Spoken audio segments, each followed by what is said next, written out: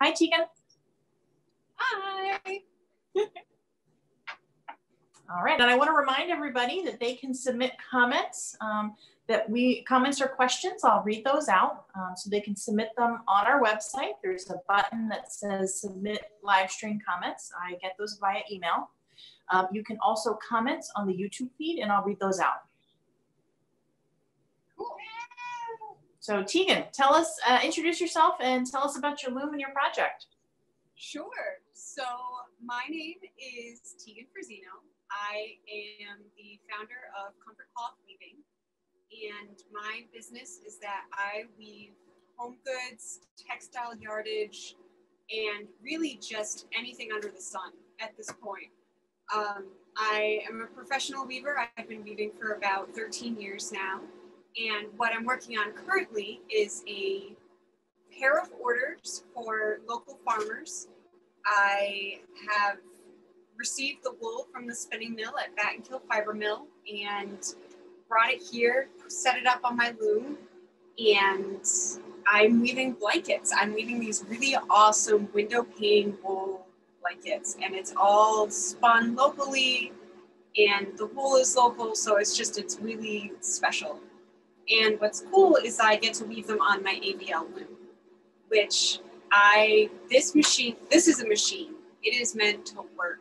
I know that Richard and Cecilia have always, from Fratelli and Lockwood, have always talked about how their make-homers are workhorses.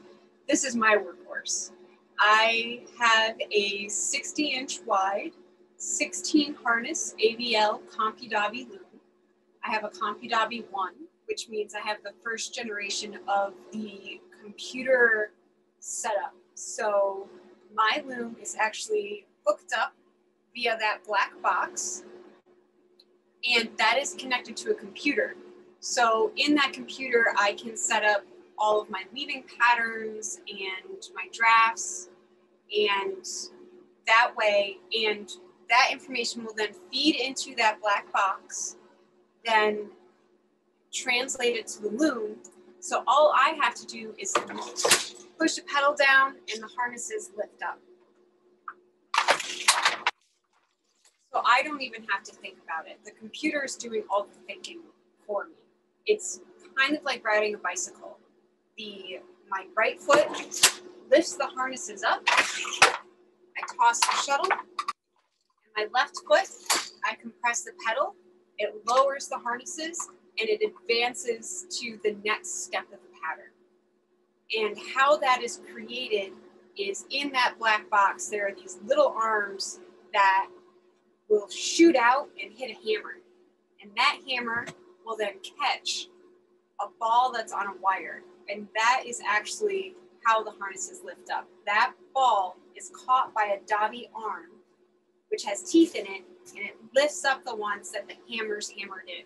So it's kind of a cool little technological feat of getting each harness to lift when it's supposed to. And of course, I just finished my pern as we started videoing. Oh, here. So let me start another one. Ah.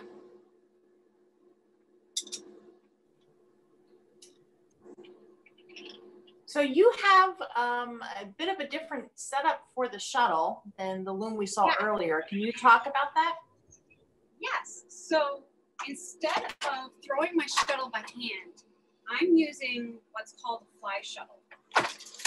So this handle actually acts as a kind of a slingshot. On either end of my beater, I have these boxes, and the boxes are there to catch the shuttle as it flies through. So this is my shuttle. It's different than normal shuttles because it actually has metal points on it. And so it makes it quite heavy, and it actually flies across the warp as I'm weaving. And this is also known as an end feed shuttle. So it actually has a little tensioning device at the very end of the shuttle so that as it's coming off the pern, it is always under the same constant tension, instead of when you're weaving using your finger to create the tension. And with the fly box, I can actually cruise a little bit instead of having to reach back and forth, especially on 60 inches wide. Here, I can just kind of sit pretty stationary. My shoulders get a good workout. I can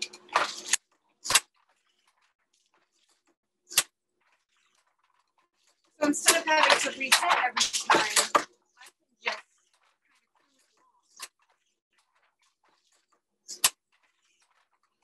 No.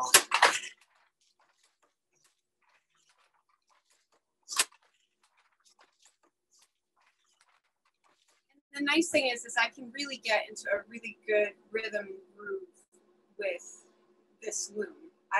Once I am beyond a strike point or where I have to stop and change my shuttles, if it's just a one shuttle pattern, I can just cook right along.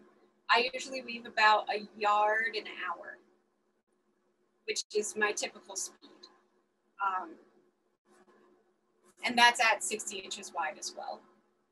When it's smaller, if it's anything smaller than 15 inches wide, I will weave it on this loom, but at that point, using a fly shuttle actually takes up more time than if I were to just throw it by hand.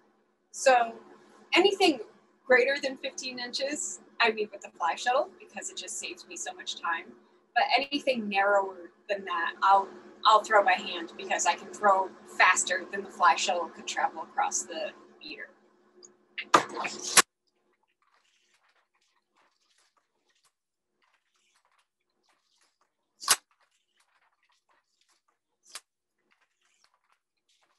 And inside those boxes, I mentioned that it's kind of like a slingshot. Inside of them, there's a leather loop that catches that metal tip. So it kind of swings back, holds the shuttle. So when I'm ready to pull this, it just kind of swings it and flings it across the shuttle race, which is the bottom of the beater bar.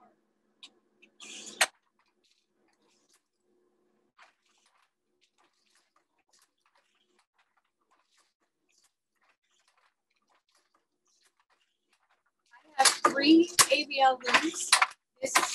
I don't want to play favorites, but this one is my favorite one. Just because I find that it is so versatile. I can weave up to 60 inches wide, or I can weave pretty narrow. I have 2 other AVLs. You're up top. Okay. Just saying. Yep. I have 2 other AVLs. One is 48 inches wide, 16 harness, and that was my first AVL. And third one, which is 36 inches wide, 24 harnesses. And that I'm going to be really excited to get up and running so I can do more.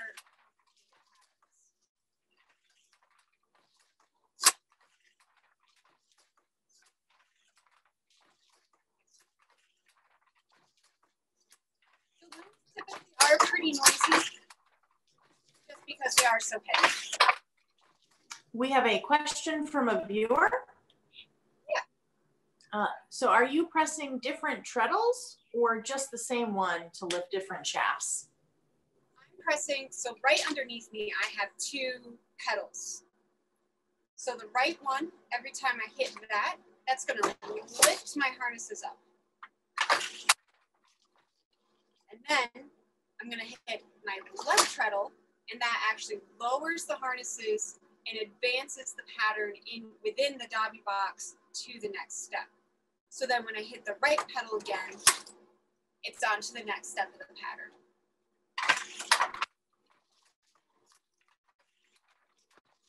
So it's kind of a little bit like riding a lopsided bicycle.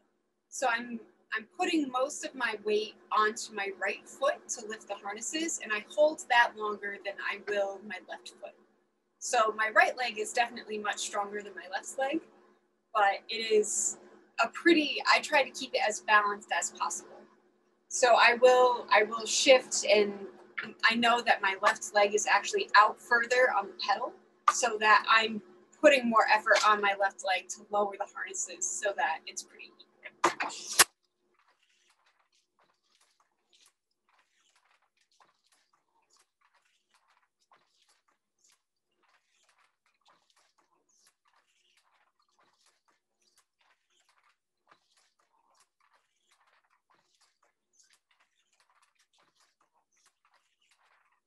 you can see, that shuttle is just literally flying across the shuttle race.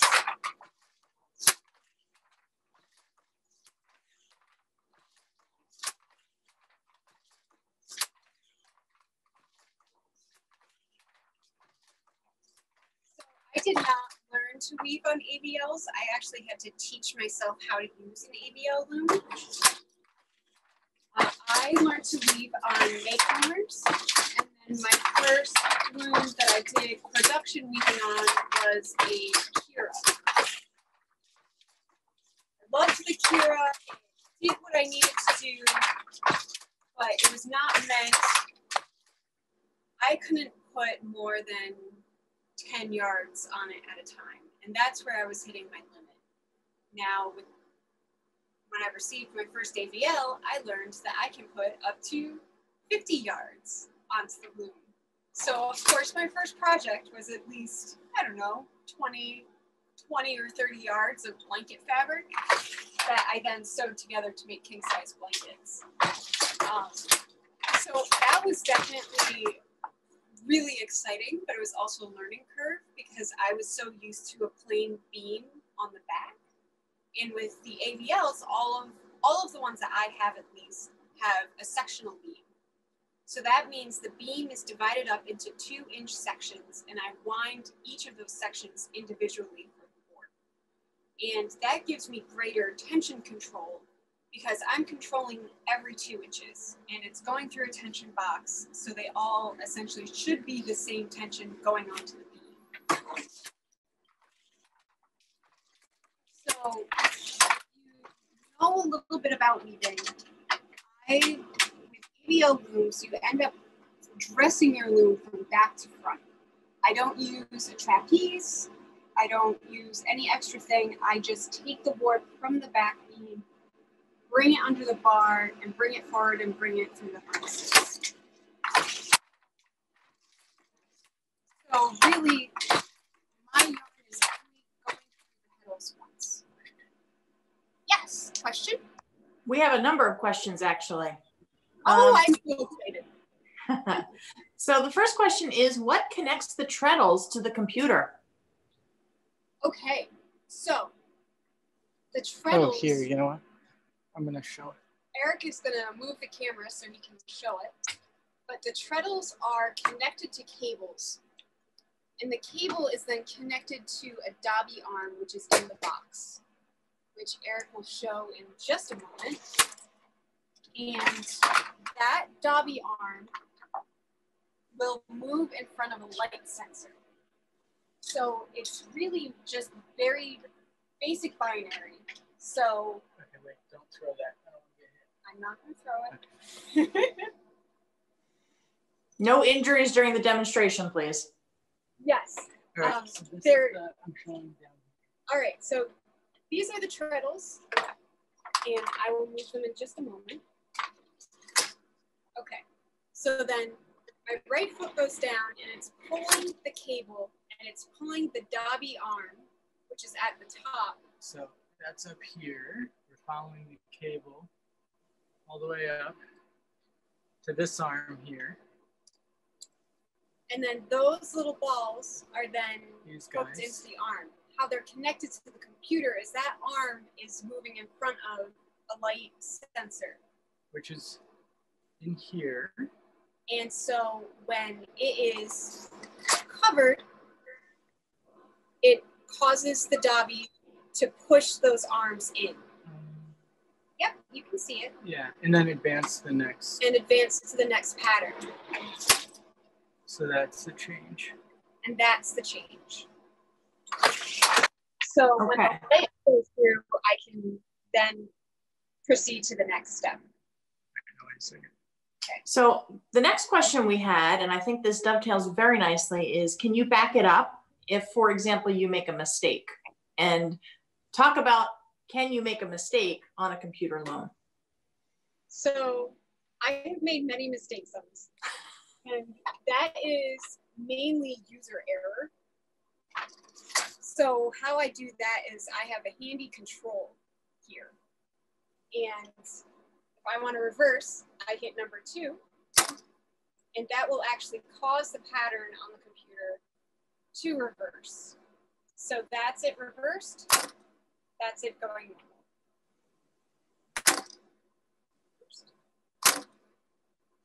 So I can control it with a remote to make it go backwards. You can make a mistake on the loom. I have found that because I'm using used looms, it has a little bit more of a personality that I have to work with. So I actually, on this particular, just going over so I don't get people sick. So on this particular one, the little balls that were getting caught by the Dobby arm were starting to wear out. So I had to use a little epoxy glue to make them big enough so they wouldn't slip out of the Dobby arm, because what was happening is harnesses would just slip out. So sometimes I don't see the mistake until after it's already gone, and that is an off-loom fix. So I'll take that off, darn a new end in, weave a new weft pick in, and that kind of fixes the problem for me. But it's just a little bit of, as with any hand weaving, there's a little bit of mending after the fact. But if I had a brand new AVL and I had it completely set up perfect the first time, I didn't have any threading errors, and all of my harnesses worked 100% of the time, I wouldn't have any mistakes. The next question is, and this comes from Justin Suizero, does this loom have an automatic take-up mechanism? It does. It totally does. So yeah, that's on the other side of the loom, which none of my cameras will reach. But what it does is, as I'm weaving, every time I hit my beater, it actually advances my warp just a little bit more. It's wrapped around a sandpaper beam, and I have a weight that actually pulls up and takes up the slack that the weaving's created as it advances. So every time I hit my warp or hit the web of my fabric, it advances just enough. So usually, in essence, it should stay in the same spot but always be advancing.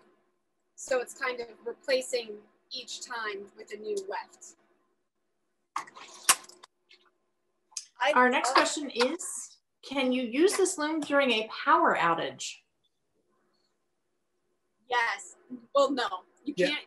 You can't use it with the Compu Dobby, but I have a mechanical Dobby that I can put on this loom, so I can use it during a power outage. I have the flexibility to do both on this loom.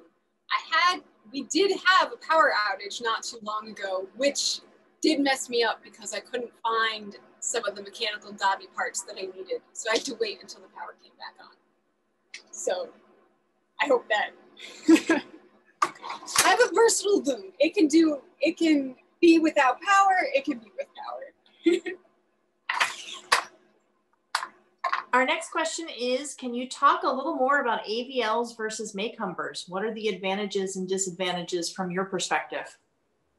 Okay, so I've done work on both. I prefer to use the AVLs because I can get more warp on the back beam.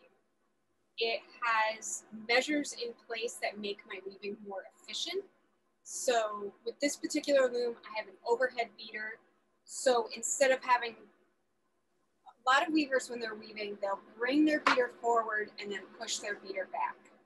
With this loom, I pull my beater border or pull my beater forward, and I can just let it go and push it back. So it's a spring. It's also connected by a spring, so it's always going to go back to the same spot. I don't ever have to really push it. When I'm really going, I will push it just because I want it out of the way faster. But if I'm just going at a pretty slow pace, it works for me. I also can have fly boxes on it, which make it easier. The make homers, though, are much lighter, I've found. All of the harness mechanisms is not attached to tension springs. They're attached to chains. So you're really just lifting the harnesses up. You're not battling the tension of the loom. And I'm also talking about 8 harness or 8 weave structures. If I go beyond that, I definitely AVL all the way because I couldn't lift the harnesses that I would need on a 16 harness makeover. It would just be too heavy because those are some steel and cast iron bits that are moving on. I do like the makehomers because they are workhorses, and if you know how to work efficiently at them, the smaller makehomers are great little, like, I'm gonna power through 10 scarves. Like, I love them for that. If I'm doing yardage or I need something that's long and I'm doing a marathon on, AVL is my way to go because I know that every time I hit my warp or hit my web, it's always going to be hit the same. And I know that my tension is all the same across. There are systems in place that make it more sound for me. I hope that answered some of the questions. I love both looms. AVLs just happen to be my go-to. That's great. This is a very unscientific survey, but it's my impression that many professional weavers, the AVL is the loom of the choice in the US at least. Yes, it is. A lot of professional weavers do end up using AVLs because they have all the bells and whistles. You can connect it up to a computer, and it's pretty reasonably priced for what goes into it because it is a United States made loom. All of these parts are like rock maple. Everything is milled in the US, so all the steel components are milled here. And it just, they are a little bit expensive, but the cost that goes into them is supporting a really great business that's been around for a long time. And it's supporting them and keeping them alive so that if I have a problem with a loom that was built in 1982, I can call them up with the serial number and say, hey, I have a problem. And they're like, we can solve it. Because they always have somebody on staff who knows all the old looms, all the parts. And yeah, it's a really great resource to have, especially on the professional weaver scale. Okay, I've run through all the questions we have so far, so you can continue weaving. Okay, cool.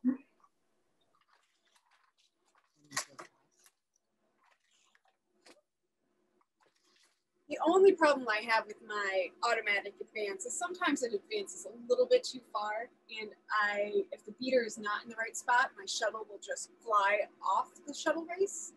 That is a user error, not a loom error. That is me not being totally in control. And I lost my shuttle. So Eric has to get it. Oh. Or I can get it. You don't have to.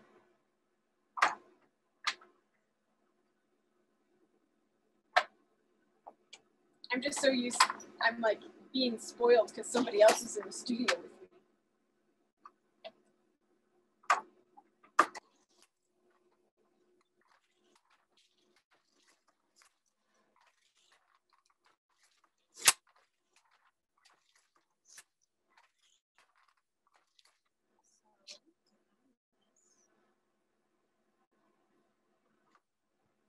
So because I'm weaving blankets, and they all have to be the same size, I have to measure as I go, or else I will just weave forever and never finish the other side of the blanket. So I just use a T-pin and a tape measure. And I measure every 10 inches because these blankets are only 80 inches long and the center field is only 53 inches. So, oops. I'm very scientific. We just have a piece of paper that does my hash marks on it. Okay, back to it.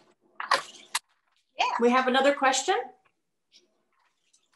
So do you set up your loom through the heddles and follow a pattern like on a hand loom? How is that different or similar? It is the same exact as on a hand loom.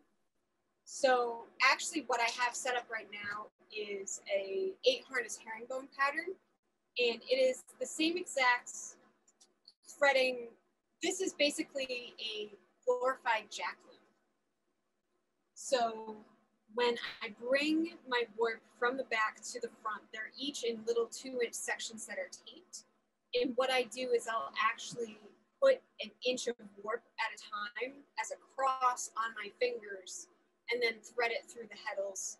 And because I can't remove my reed on this particular loom without taking the whole beater mechanism off, I will actually thread an inch and then bring it through the reed and tie a knot.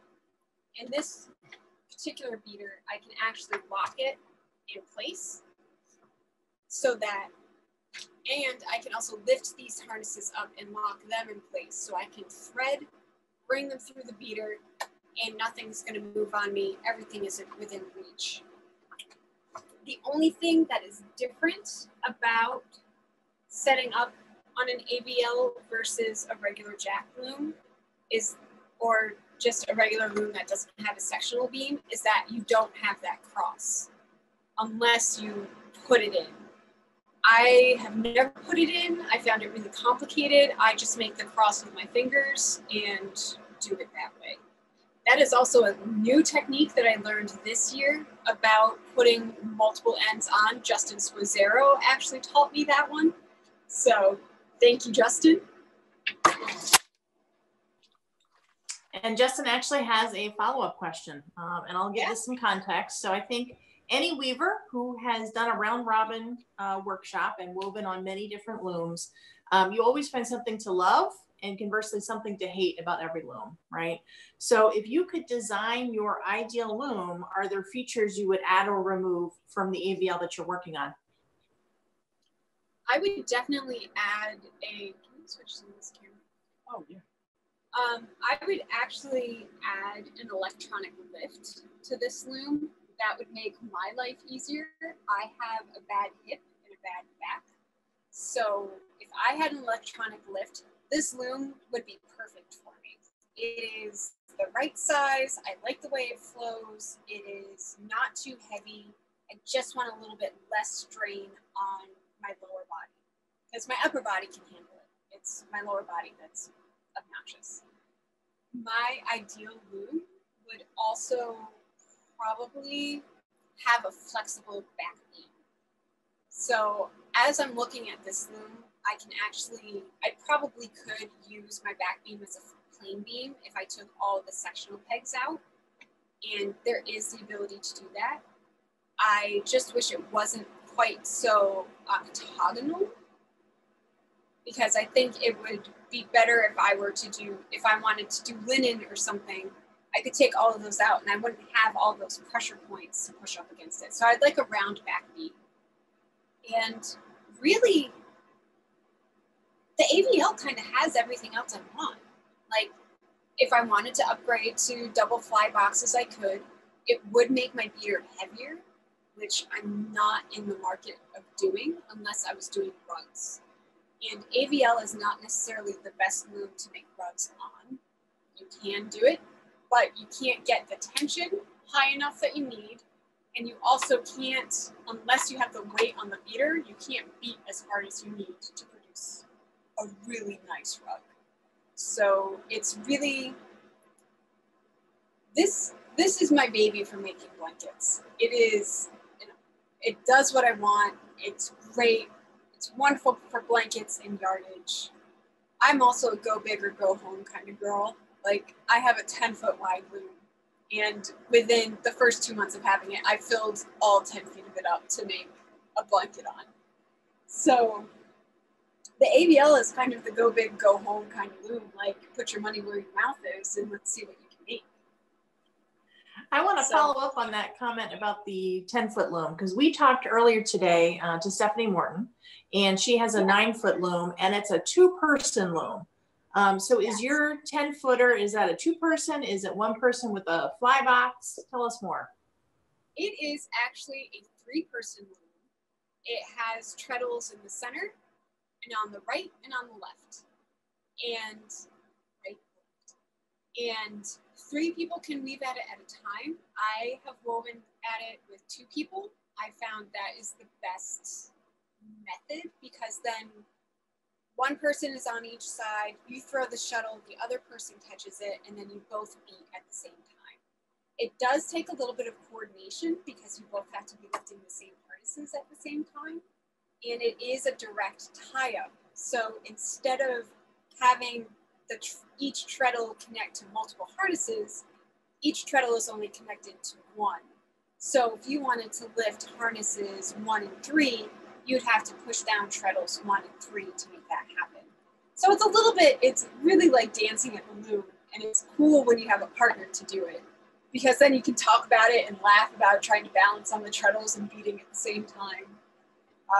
And that is actually, we got that loom mainly for Eric to weave rugs on, because that is his passion in weaving, is really making a good sturdy rug.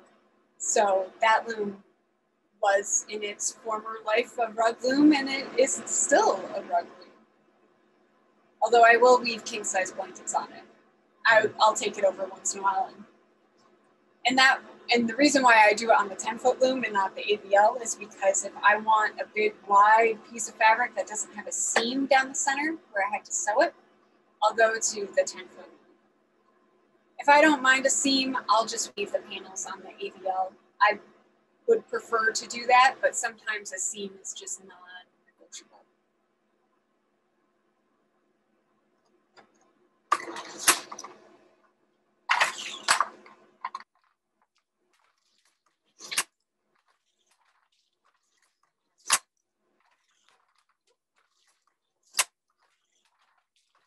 One thing I will say, if you decide to invest in an AVL loom, make sure you also invest in some Loctite, because you will weave on this loom and the vibrations once you get going will actually loosen up all the nuts and bolts. And a 1/2 inch. And a 1/2 inch socket wrench is amazing. I have a socket wrench at every AVL loom that I have, because inevitably I will weave so hard that the fly box will get loose, or something will fall off, a treadle will fall off the cable, just because the nuts and bolts just loosened up over time. So invest in some Loctite, 1/2 inch socket wrench. You'll be good to go.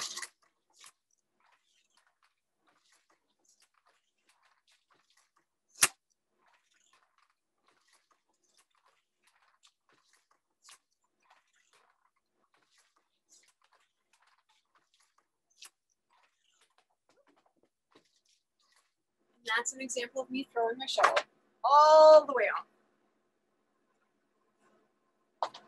I do have to climb into this loom a little bit, just because the bench is a little high, but that's okay. So Tegan, you would not put this loom near a window, is that right? No, I would not. I am a bona fide klutz, so I'm inevitably, the shuttle is going to fly off the loom on either end. I would not put it near a window. It is next to a wall. In the old studio that this loom was in, there's actually dents in the wall where the shuttle would fly off and just hit it. So far, I haven't put any dents in this wall. The shuttle usually flies off to my right, and there's nothing that way. So I have a pillow for my shuttle to land on. My shuttles usually end up down on my treadles, and I have many a dent there. Yep. Yeah.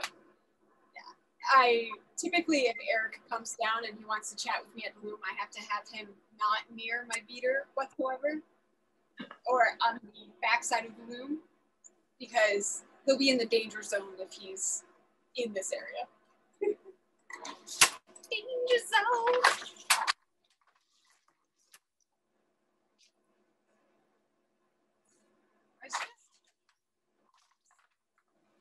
The reason why I'm just kind of looking funny is I didn't make a mistake. What happened was I didn't beat the weft at the same beat weight as everything else. So you can just see a little bit of a inconsistency.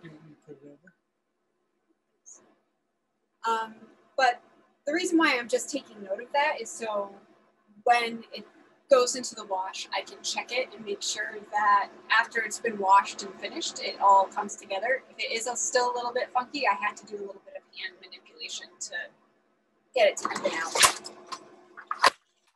But those are all things that any weaver would look at. And as a production weaver, you kind of have to rate how important is fixing this mistake right now. Like, can you fix this mistake later? Is it a mistake that only you know exists and can see? Or is it a really glaring mistake that as soon as this is off the loop, you have to fix it?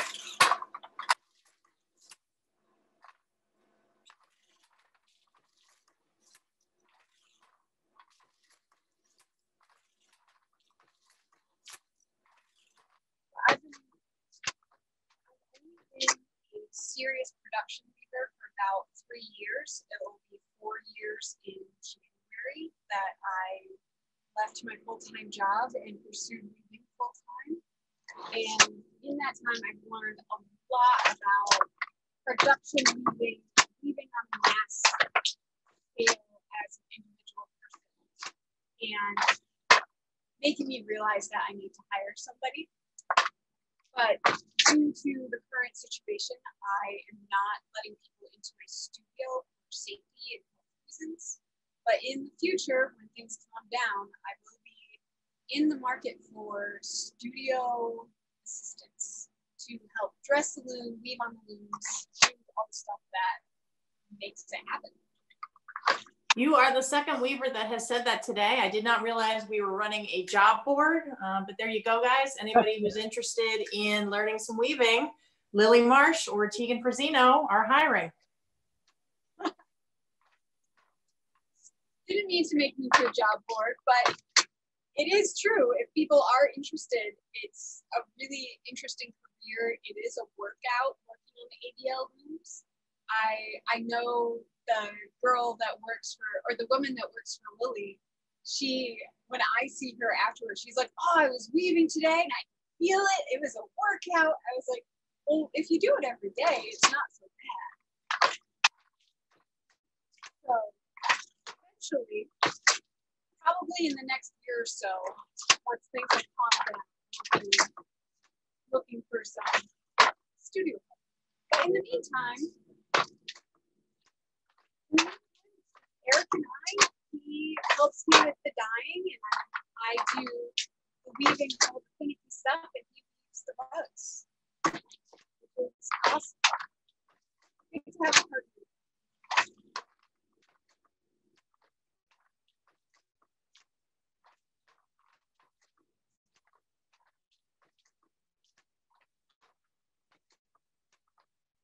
I also usually weave with headphones on, so I don't hear all of this noise. I listen to music with podcasts because I can usually just zone out.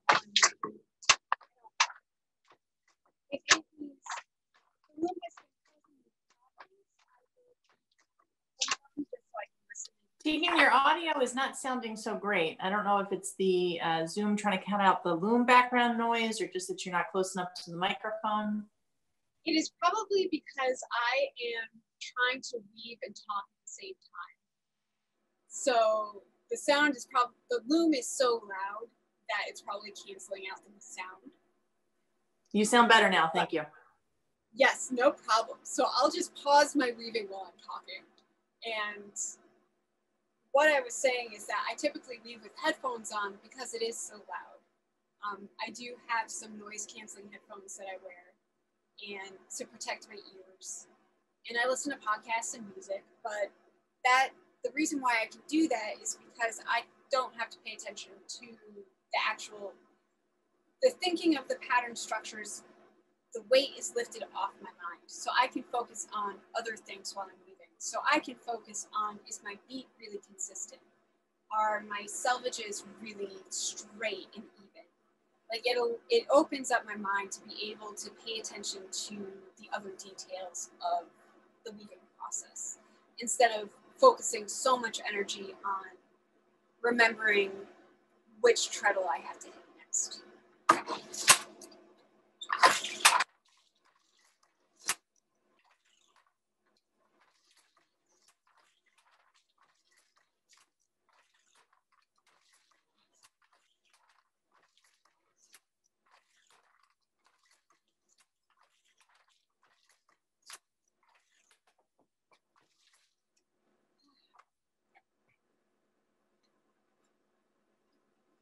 this is how I get my workout.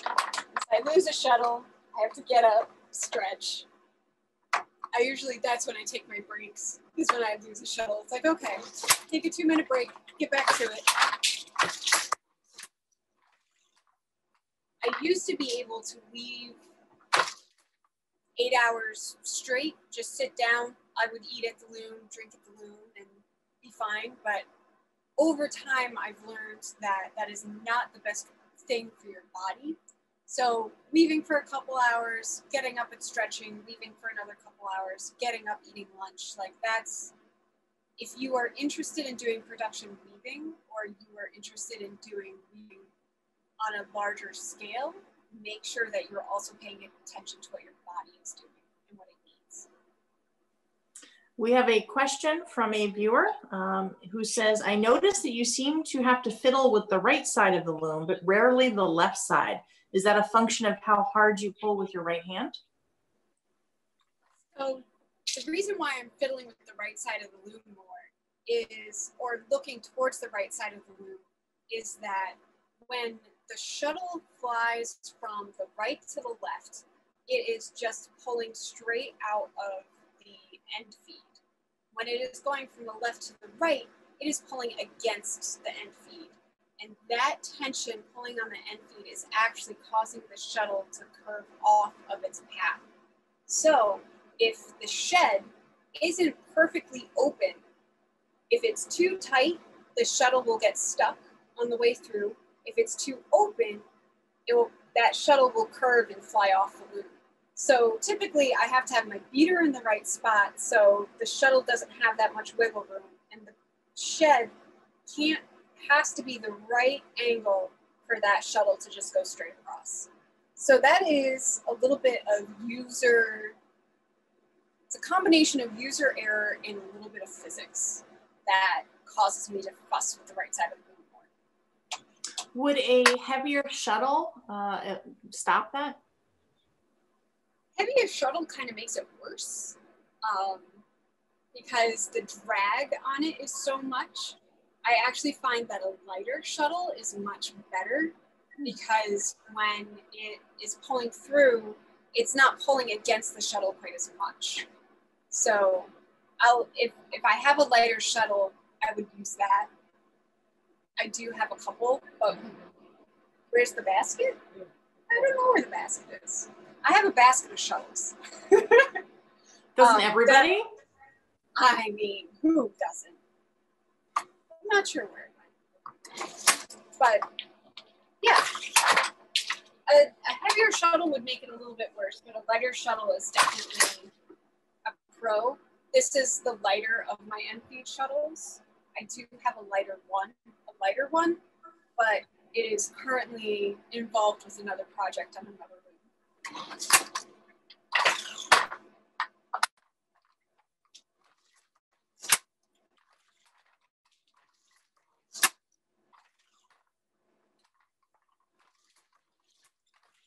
Also, the reason why I'm reaching over and kind of pushing is that same thing I was mentioning. The shed was just a little too narrow, so it got stuck a little bit and didn't want to go all the way into the right fly shuttle box. Use a lighter hand throw. You can show. So when I'm throwing by hand, I actually will use this little end feed shuttle. It's much lighter, it's shorter. I'm mid-end turn, so give me 1 second. So whenever I have to change my turns for a new one, I actually hold the shed open so that I can overlap my ends. If I close it, it's going to advance to the next pattern and I can't nicely fit my ends in. So I'll just leave it open, draw through. Okay, so now I can show. So this is the end feed shuttle that I use on wide product, and this is the end feed shuttle that I use on hand throw. So you can kind of see the size difference between the two. And this is much lighter. This is why I will use this for the hand shuttle. It's actually, this is my favorite. Eric happened to grab my favorite hand shuttle because the tips are all beaten and worn in. So it's actually the perfect curve for my finger. So when I throw it, it just hooks perfectly into my fingers. I like this little guy. It's a good one.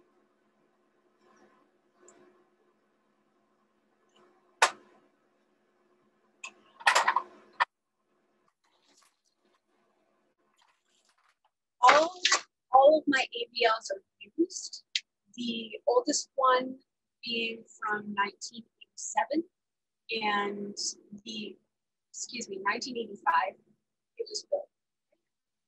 And the newest one being built in 2015. It's actually a refurbished loom from a 2015 loom. So it's got all the modern amenities, has the modern staining and polyurethane on it. And that's this loom that I'm working on. It's the more modern of the AVL looms. And I actually prefer the back beam of this one too, because I can adjust the widths and sections, and it's just, it fits me.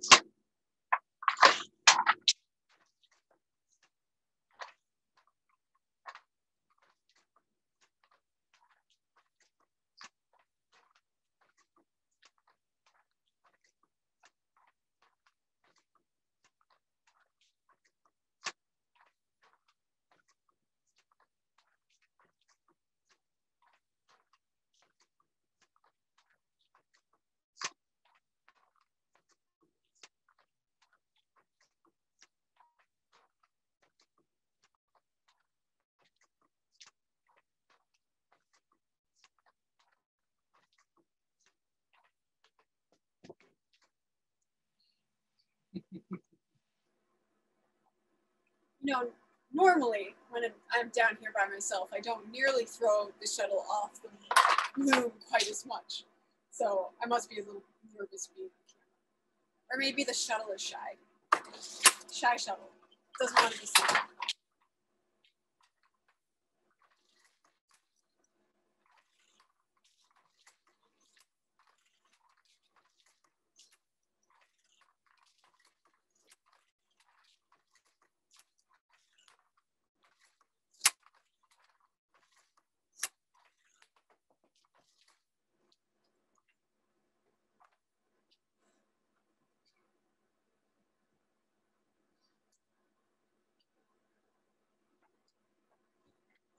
So I can also tell you a little bit about where I get my patterns from. And actually, Eric, can you go get the future blanket pattern, the cotton wool? Oh, yeah. Piece. So how I operate as a designer is herringbone is what I do for traditional blankets, but what I do personally is blend the modern and the traditional together to create a timeless design that stands out. Most of my pattern making that I've been doing personally have been a little bit more curvilinear, more organic, using materials differently, and really trying to emphasize the materials for what they are. So in future endeavors, once this blanket project is off, I'm going to start another blanket project where I have a cotton warp and I use a wool weft. And what will happen is after I wash it, the wool will shrink and create these ridges and puckers while the cotton just undulates through it. And I'm really excited about that because I'm combining an advancing twill, a turned tackete, well, not turned tackete, advancing twill, and ombre patterning. I'm doing different things with it. And so I can actually show you what it looks like. So these are going to be future blankets. Right now, this is just a sample.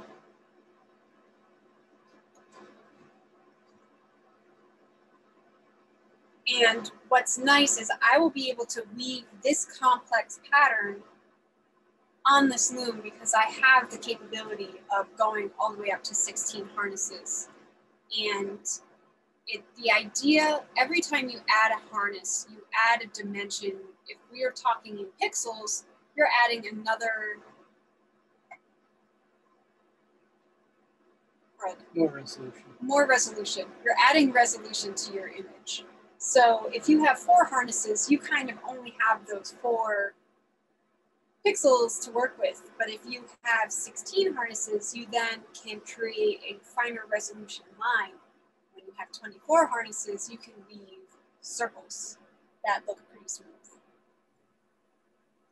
We have a question from Lily, who I know also weaves on an AVL, and she wants to know if you are using the original AVL bench or if you have switched that out. I am using the original AVL bench. I will probably switch it out at some point to better suit my particular body needs. But I use I don't know if you can see it. Nope, you can't. I have the AVL bench with about 3-inch thick foam on it, tied to the bench with a blanket on top of that. So I have a little bit of extra cushion and lifts when I'm sitting. When I'm at my other AVL where the bench is actually built into the frame, I have kind of some like that packing foam. I have that wrapped around and a blanket tied nice and tight. So then that way the blanket isn't going to slide over, but I need a little bit of extra cushion. And that bench is actually too tall for me. My legs are too extended while I'm working. So that loom needs a little bit of extra. I'm going to add blocks to the treadles so that I'm not extending my legs as far. Yeah, I think I used the original AVL bench on all of them. Even the 24 harness one has a built-in bench that I use. We have a question. We have a question from Nancy, who would like to know, how did you come to weaving? Oh, how I came to weaving. So as a kid, I was always really hands-on. I learned to crochet from my mother, and my mom knew the very basics of knitting.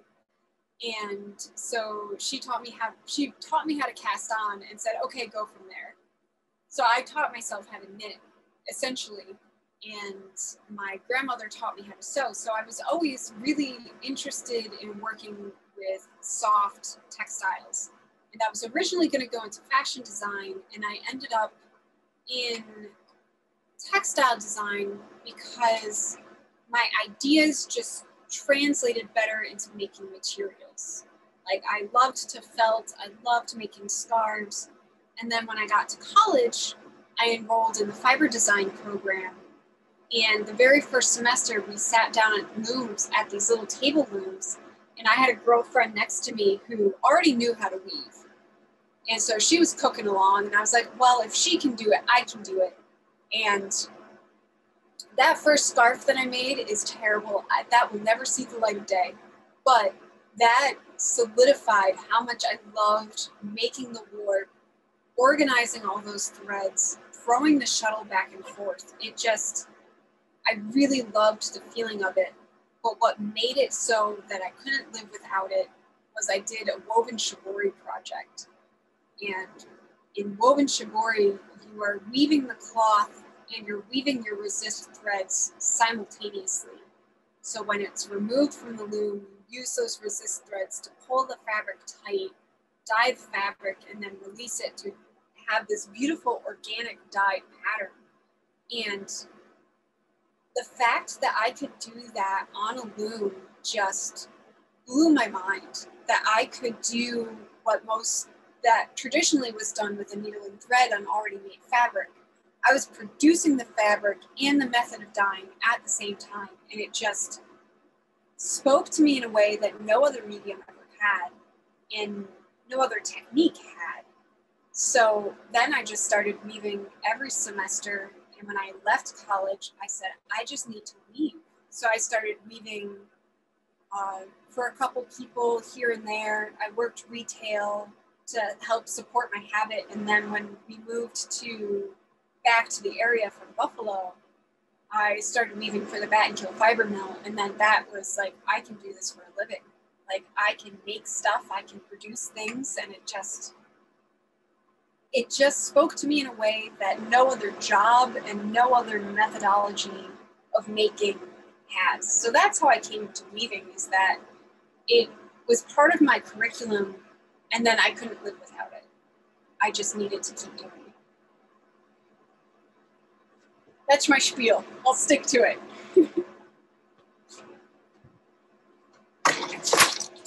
I'm a very passionate weaver. I think that weaving is so important. And as a production weaver, I'm doing this as a living. And it's my income, it's my livelihood, but it's also the thing that makes me the happiest. I am so happy when I can just sit, listen to some tunes, rock out, and like create beautiful cloth that's going to end up in somebody's home that they're going to love for generations, because I put the time and energy into producing high quality cloth. And I think there's something to be said about teaching people about where your cloth comes from and what goes into making it. And that just makes that item so much more special. It just makes it part of the family, part of your family lore. So, I mean, I have a hand-woven linen towel from the Civil War era that still has the steel pin in it that has the note saying who wove it. And that's been passed down to my family, as this is something that people in our family produced and made. Like, we made utilitarian goods that were beautiful. And there's also an overshot coverlet that hangs over my mother's door that somebody in my family wove, and it was dyed with indigo, and you can tell because the color variation is off. And there's such history to the textiles, and to know that I am part of that history, it's an interlocking web. And I know this doesn't particularly have anything to do with AVLs, but what the AVL loom has given me the opportunity is to connect with weaving on a deeper understanding. So when I am designing on the computer, I have to really know how my cloth is going to interact in that particular structure. So I have to know which sections need to be plain weave, which need to have floats, which need to have twill pattern to stabilize it. And I have to understand how those structures work before I can even weave them on the loom. Because if I throw a pattern in and just think it's going to be fine no matter what, it's always going to turn around and bite me, because I didn't take in the careful consideration of the material, what the structure is going to do after it's been washed. And it's also really made me appreciate the movement of weaving. And it's made me really think about how my body is connected to the loom and how they work together and in conjunction to create fabric. So AVL has provided the opportunity for me to connect with weaving on a deeper level, whereas on any other loom, I would be concentrating so much on weaving the treadles correctly that I would lose sight of some of the other things that I can focus on. Tegan, I want to thank you so much for the demonstration and all of the dialogue today. It was wonderful. We're just about out of time. I do want to thank all of our viewers today. Do be sure to check out the weavers who are participating in the show and sale at www.hmwg.org/show. Be sure to enter the door prize and come back tomorrow at 10 a.m. We'll start some more live streaming. Thank you, everybody. Have a great evening.